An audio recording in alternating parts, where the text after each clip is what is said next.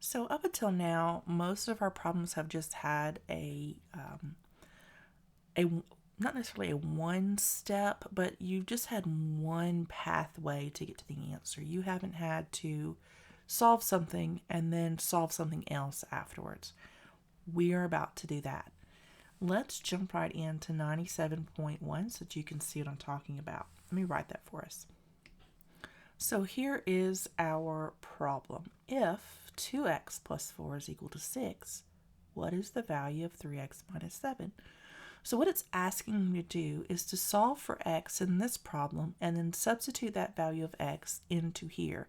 It's saying that if this is true and this is the true value of x, then what does this equal if that is the true value of x?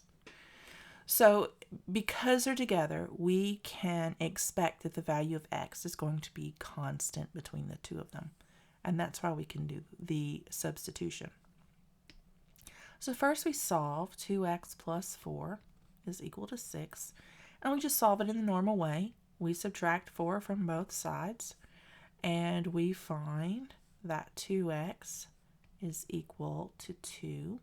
When we divide both sides by 2, we find that x is equal to 1. So if that is the case, if x is equal to 1, then the value of 3x minus 7, we take 3, we substitute in the 1 for x.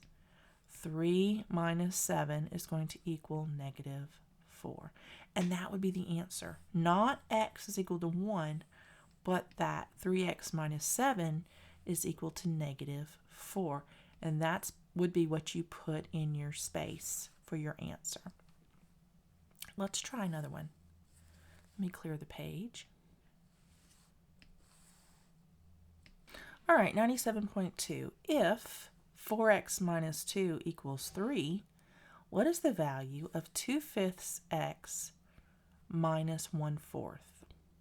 So let's do this problem here. Let's solve our equation.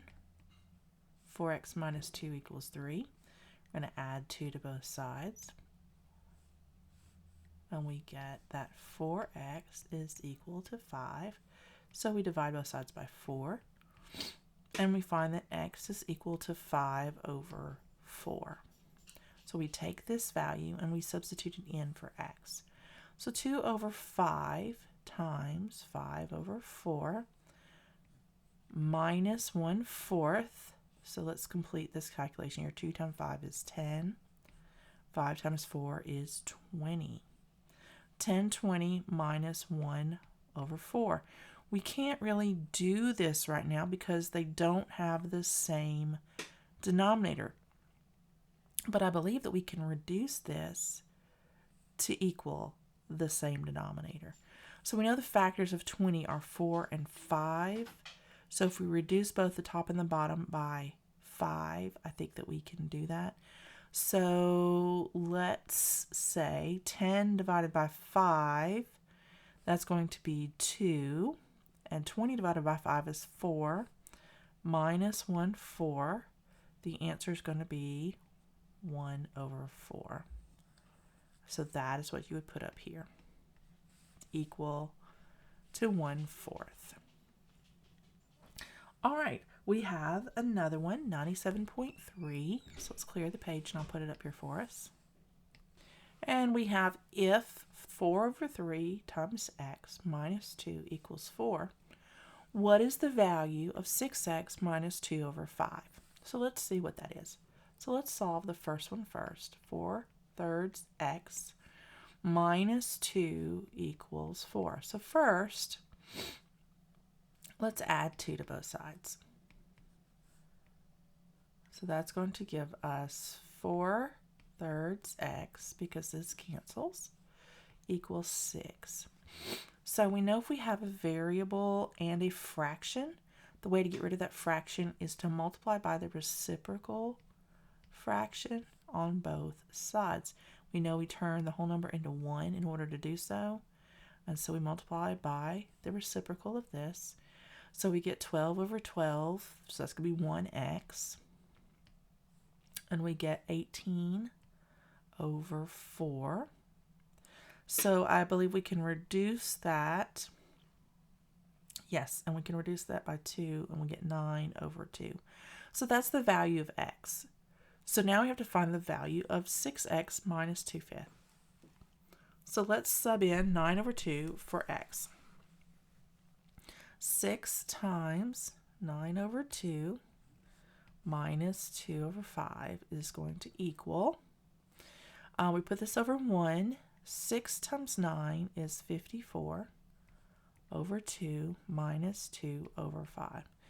We have an uncommon denominator here. We're going to multiply both sides by the opposite denominator.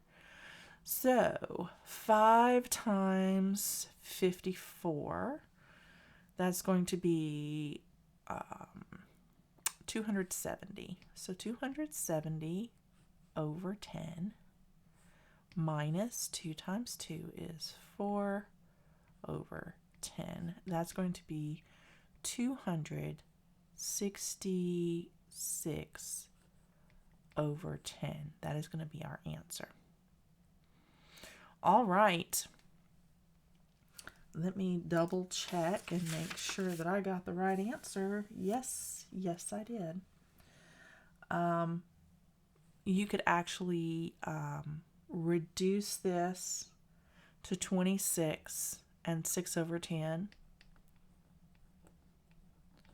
And then that could be reduced to 26 and 3 over 5. All right. But this is the correct answer. All right, and that is all we have for lesson 97. If you have any questions, please let me know, and I will be happy to help.